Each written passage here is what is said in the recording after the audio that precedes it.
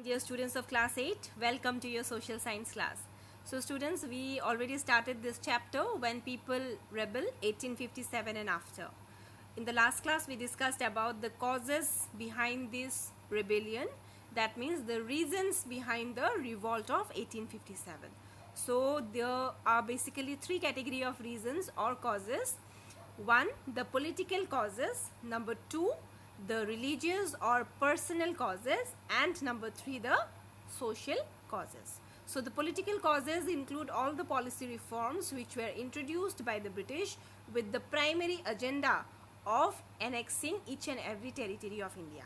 So they refused to negotiate with the Indian rulers and Rajas, for example with Rani Lakshmi Bai and with Nana Sahib, according to the terms and conditions of Doctrine of Lapse. They even annexed different territories through the policy of subsidiary alliance, for example Awadh. And then they went on to announce that after the death of Bahadur Shah Jafar, no other upcoming ruler would be considered as a king, would be addressed as a king. Rather, any upcoming ruler after the death of Bahadur Shah Jafar would simply be considered as a prince. That means Bahadur Shah Jafar would be considered as the last Mughal king. So these were the political causes.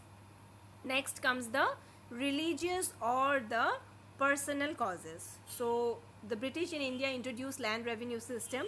They collected huge amount of taxes from the peasants, and for that the peasants and the zamindars were unhappy with the British. Secondly, the sepoys were unhappy regarding their salary, the allowances and the conditions of work. They were asked to cross the sea route to fight different battles but the people at the time, they had this belief that if they crossed the sea route, their religion would be destroyed. So this led to several conflicts between the sepoys and their officers. And since the sepoys themselves were peasants at one time, so they could feel the pain of the peasants. They could easily connect with the common people. So these were some of the religious or personal causes. And then the social causes. So students, the British in India, they brought several social reforms. They abolished or put an end to the sati pratha. They encouraged widow remarriage. They encouraged the Christian missionaries to come to India and work in India freely. They promoted English education in India. They wanted the people to convert themselves into Christianity, and for that even a law was passed by them to make conversion into Christianity easier. So the people in India, they started thinking that the British was interfering in the social life and in the tradition and in the customs and in the rituals of the Indian people. So this was one of the reasons for which the Indian people they decided to revolt against the British. So these were the three categories of reasons: political, religious or personal, and social.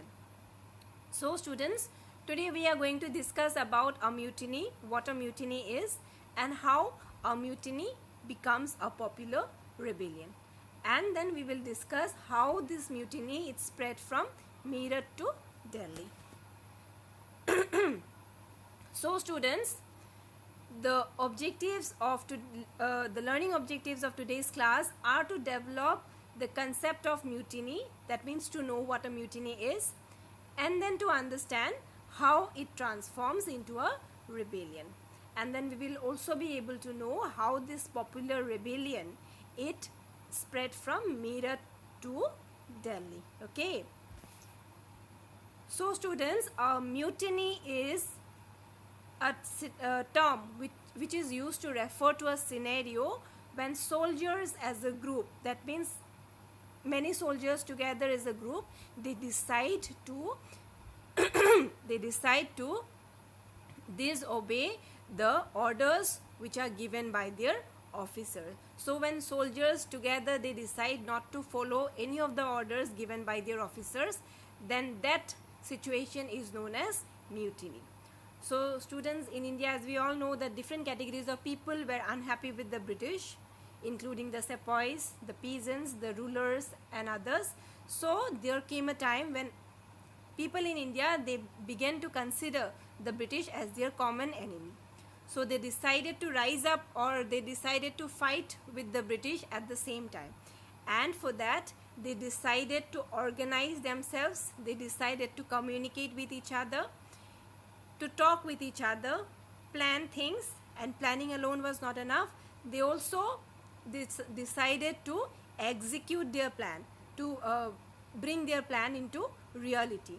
And they decided to take initiative to start the revolt and to develop a certain amount of confidence in them that things will turn around in their favor. So this is how a mutiny, which started in the form of disobeying, that means the sepoys disobeying their officers, it took the shape of a massive rebellion. So initially it just started as a mutiny, but then with the unity of the people of India, with the increasing amount of anger in the minds of the people, this mutiny itself later on took the shape of a massive and a huge rebellion. Okay, so students, a massive rebellion took place against the British, and it took place in May 1857.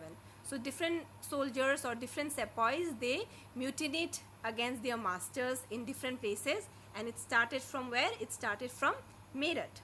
So different categories of people, including the sepoys, peasants, the rulers, the rajas, everyone, different sections of the people joined hands and they joined this rebellion. And this rebellion is considered as the biggest armed resistance or the biggest revolt against the British in the 19th century. So students, what happened? On 29th of March 1857, one tragic incident took place when one of the Indian sepoys, Mangal Pandey, he was hanged to death for not following the orders of the British officers. So he was hanged to death, he was given death sentence, and this happened on 29th of March 1857. And after this incident, in May, another incident took place. So a new Enfield rifle was introduced, where the cartridge was made with the fat of cow and pig, so that it was difficult to be used by both the Hindu as well as the Muslim sepoys. Because to use this Enfield rifle, one had to put it in their mouth, and for the Hindus it was difficult to put it in their mouth because it was made with the fat of cow, and cow is considered as holy for the Hindu people.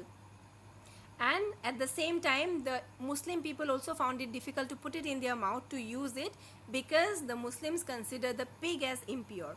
So for both the Hindus and for the Muslims, it was difficult to use these Enfield rifles, the cartridges of which was made of the fat of cow and pig. So this hurt the religious sentiments of the sepoys, both the Hindu as well as the Muslim sepoys. They refused to use these Enfields, and as a result 85 sepoys were dismissed from their service. Not only that, they were also given a sentence, a jail sentence of 10 years on 9th of May 1857, and this happened after Mangal Pandey was hanged to death on 29th of March 1857. So students, what happened after these sepoys were given a jail sentence of 10 years, other sepoys in Meerut, they decided to release their friends, to release the other sepoys. They were very angry. They were already angry, and this incident made them even more angry. So on 10th of May, the other sepoys from Meerut, they marched to the jail and they released the other imprisoned sepoys. They attacked the British, they attacked, their arms and ammunitions were taken away, their buildings and everything was set to fire, and they literally attacked the British. And students, after that, they even declared war with the British, and they wanted to dethrone the British and instead wanted Bahadur Shah Jafar to rule the country. So this was the plan of the sepoys, to dethrone the British and to again put Bahadur Shah Jafar in his place, and they wanted him to rule the country. So this is how the sepoys, who initially started to disobey their soldiers, started this massive rebellion, and the other people too joined this rebellion. So students, after attacking the British officers in Meerut, next they marched towards Delhi to meet Bahadur Shah Zafar, because he resided in Red Fort in Delhi. So they next marched towards Delhi, and when this news of the sepoys marching towards Delhi spread, the other sepoys in Delhi too, they got the courage to rise up in rebellion. They too joined hands, and they too joined the rebellion. And the same thing happened in Delhi. The arms and ammunitions of the British officers were taken away, their buildings were set on fire, and after gaining victory in Delhi, they next marched towards the Red Fort to meet their king Bahadur Shah Zafar. So Bahadur Shah Zafar was aging at that time, so initially he refused to accept this offer of the sepoys to take up the throne once again, but after being convinced by the sepoys, he finally agreed to accept this offer. He agreed to become the next ruler of Delhi. So after that, he wrote letters to the other chiefs and to the other rulers in different Indian states, and he asked them to organize themselves as one to fight against the British. And this move by Bahadur Shah Zafar was an unexpected move. The British never thought that Bahadur Shah Zafar would agree to the sepoys. The British felt that since Bahadur Shah Zafar was aging, he did not have the courage, nor did he have the energy to become the next ruler.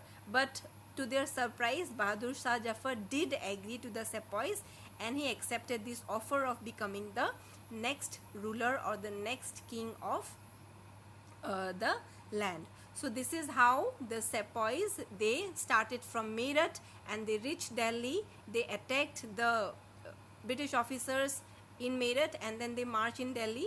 They attacked the British officers there also. They marched towards Red Fort. They met Bahadur Shah Zafar there. They discussed, they talked, and finally they convinced him to become the next ruler of the land. So this unexpected move by Bahadur Shah Zafar changed the entire scenario dramatically. And the other chiefs and the rulers in other Indian states, they too got the courage. Since they felt that Bahadur Shah Zafar would himself take up the throne, they would also be able to rule their respective states once again. So this revolt, it changed the scenario dramatically because of one important decision which was taken by Bahadur Shah Zafar, that is to accept the throne once again. Okay students, so I hope you all are clear. So these are your homework questions. First question is, what objections did the sepoys have to the new cartridges that they were asked to use? So the sepoys were the sepoys did not want to use the new cartridges because they were made with the fat of cow and pig, and it was not possible both for the Hindu as well as the Muslim sepoys to use these cartridges, because to use these cartridges they had to put it in their mouth and then use it. But for the Hindus, since it was made with the fat of cow, they cannot put it in their mouth because it would destroy their religion, isn't it? Similarly, the Muslims too cannot put it in their mouth because it was made with the fat of pig, which they consider as impure. So both Hindu and Muslim sepoys refused to use these cartridges. Second, why was Mangal Pandey hanged to death? He was hanged to death for disobeying the orders given by the British officers. And when was he hanged? He was hanged on 29th of March 1857. So students, kindly submit your work by tonight between 8 to 9 p.m. Okay? Thank you. Take care.